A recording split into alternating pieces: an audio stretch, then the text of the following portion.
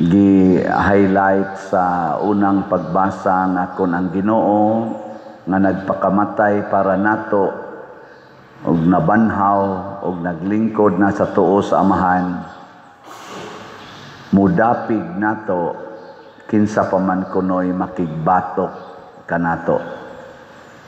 Unya gibutang pagidiri nga wa gyoy makapahimulag kanato gikan sa gugma sa Dios, bisan pag ang kamatayon, ang kinabuhi, ang mga gahom sa langit, gahom sa yuta ug ilalom sa yuta.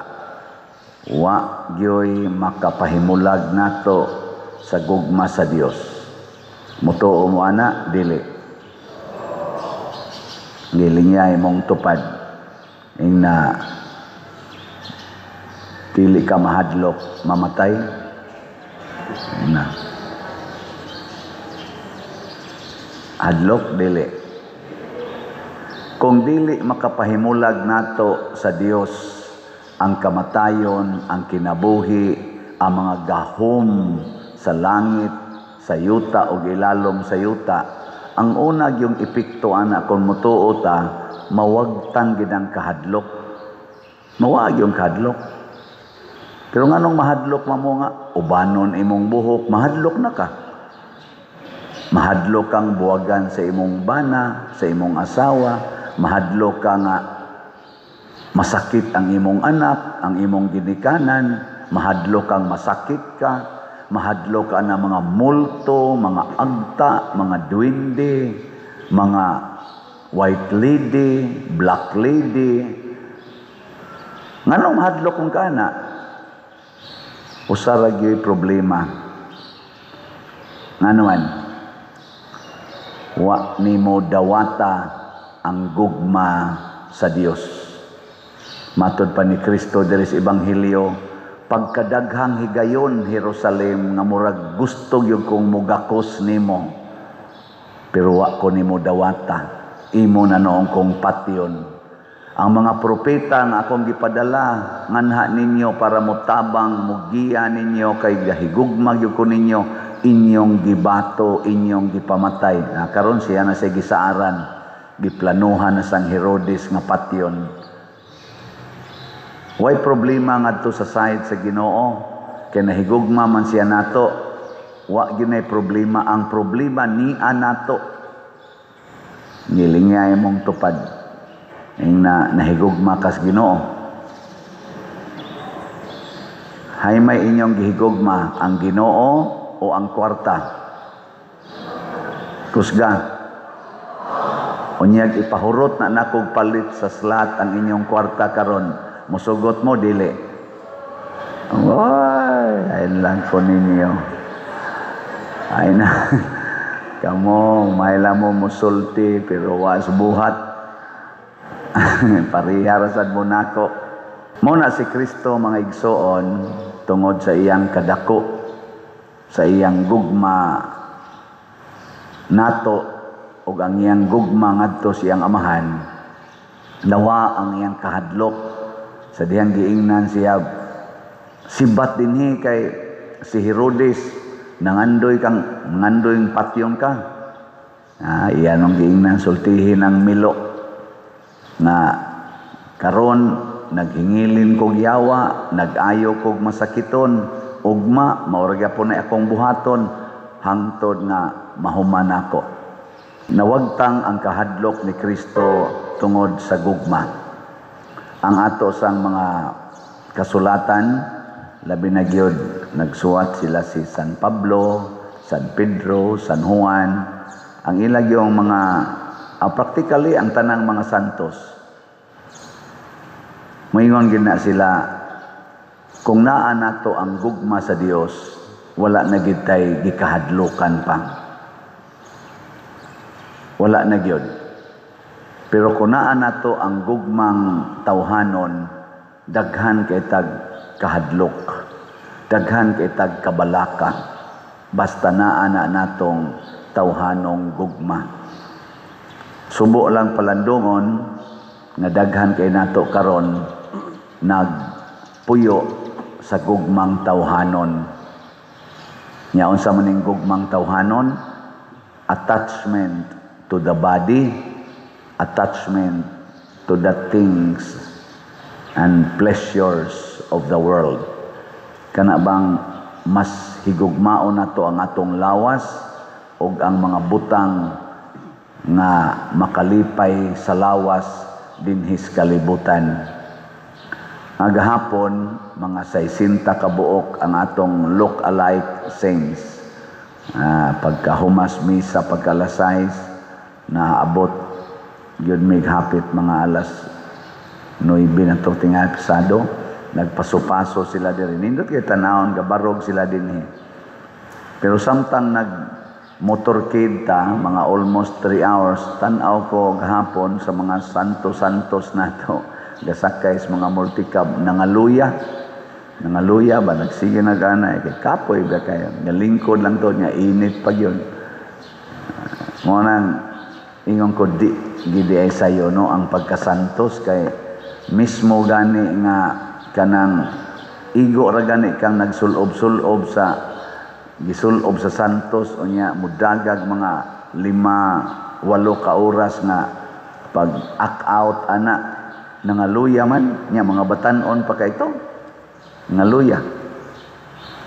Unsa nagpagpuyo sa kinabuhi sa usa ka santos?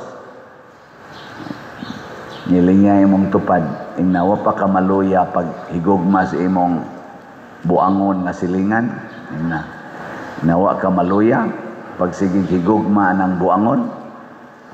Moingon ra bata usahay, sus, nahurot na gyud akong pailog.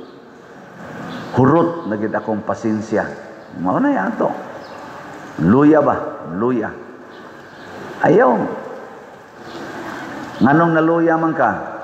Gugmang tawhanon ang imong gigamit. Dili gugmang Diosnon. Nya unsao man paghigugma sa Diosnon nga paagi, diha kita mo sentro sa atong misyon sa kinabuhi nga gihatag sa Dios. Ug unsa may misyon nato dinhis kalibutan, kaning giingon ni Kristo, pagpapahawag mga yawa, pag-ayo sa masakiton ug pagsangyaw sa maayong balita sa kaluwasan.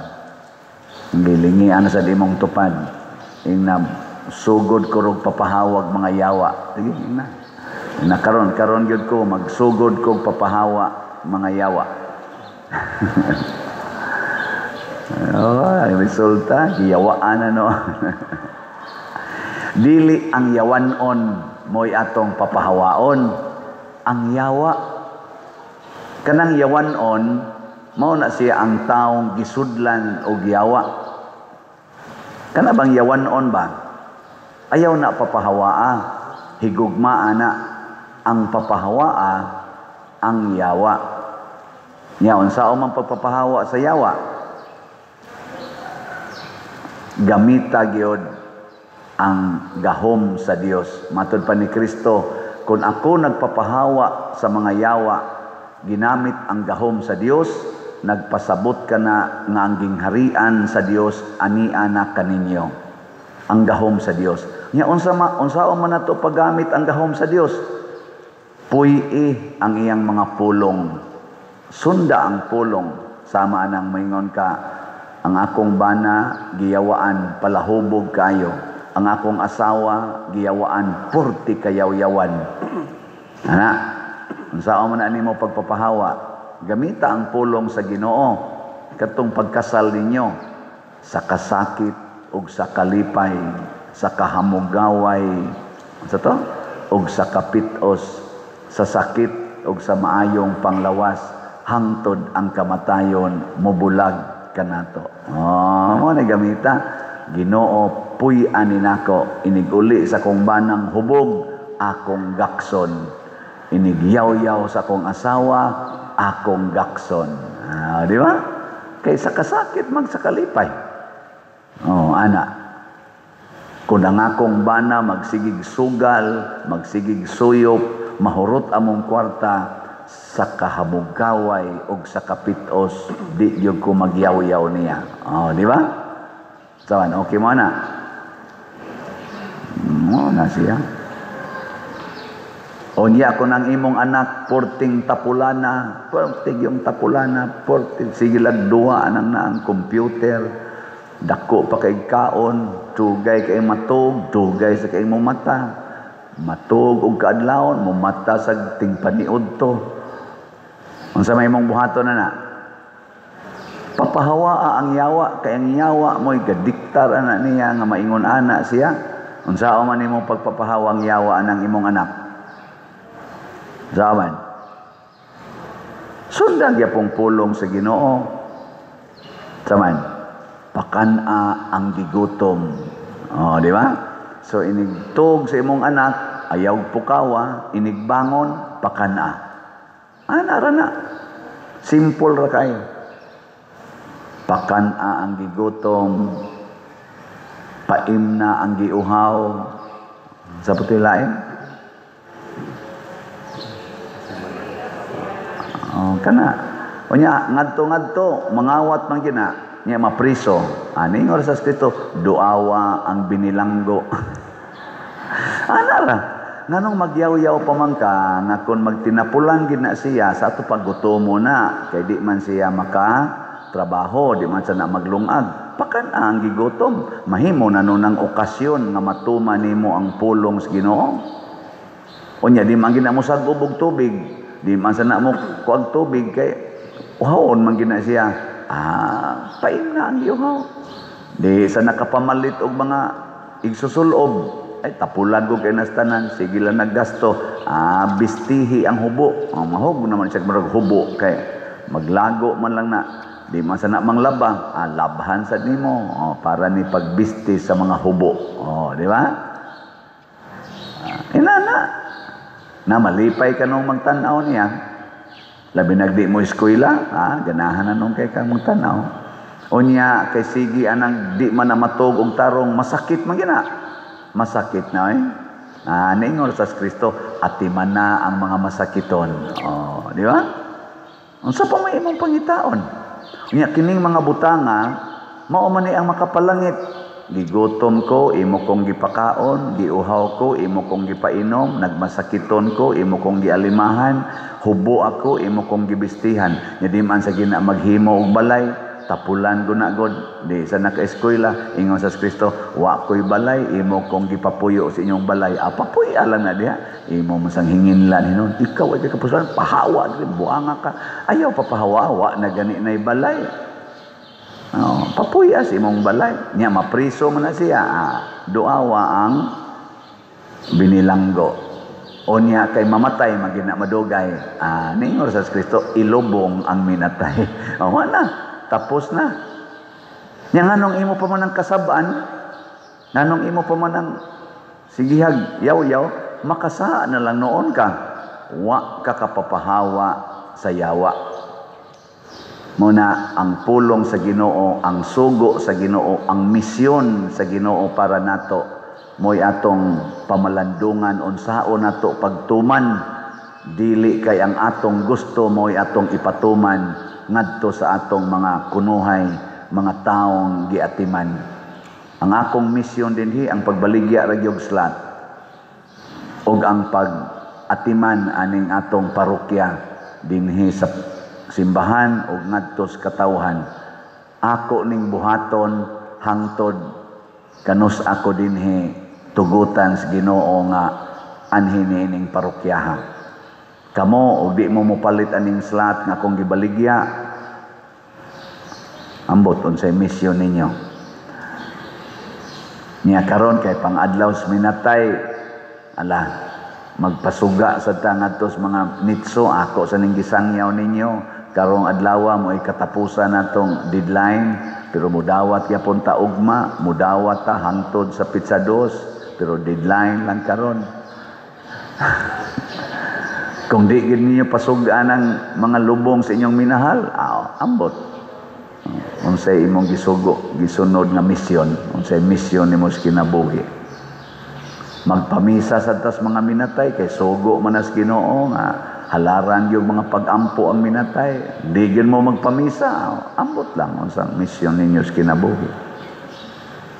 Gilingay mong tupad, na napasuga na nimo, nakapasuga na ka. Akong gipangutana dito nga atong opisina, pila pa'y nakapasuga, wa pa man ikaabot og 500 pa der. Nako, uy, kadaghang lubong dito, sobra man na 5,000 ang lubong siguro diha. Ngano pa man nakabot 500, ambot lang unsay mission ninyo. Sige lang kitag himong available ana ha. Ang importante mga igsoon, dili ang atong kapakyasan, kung dili ang atong pagpaningkamot, pagbangon o pagtuman sa misyon sa Ginoo. Si Kristo, perfect man to siya. Mao nang wa gyud bisan gamay higayon na gisupak niya ang iyang amahan. Kita mga imperfect man ta, mga masinupakon, muna ang gihatag sa Ginoo nato nga basihan aron ta maluwas, perseverance, ang paglahutay, pasabot bisag magkadagma ta, bangon nya padayon, mo na gitawag og lahutay. Si Kristo ang iya ato is perfection, wa siya gyud ma-failure bisag kausa. Si Mama Mary wa sad na failure bisag kausa. Kita siging series of failures and success, mao na gitawag og lahutay. Ayaw undang, ayaw ka-discourage, padayon. Padayog palit og slat, kay mo padayon sa kog baligyag slat.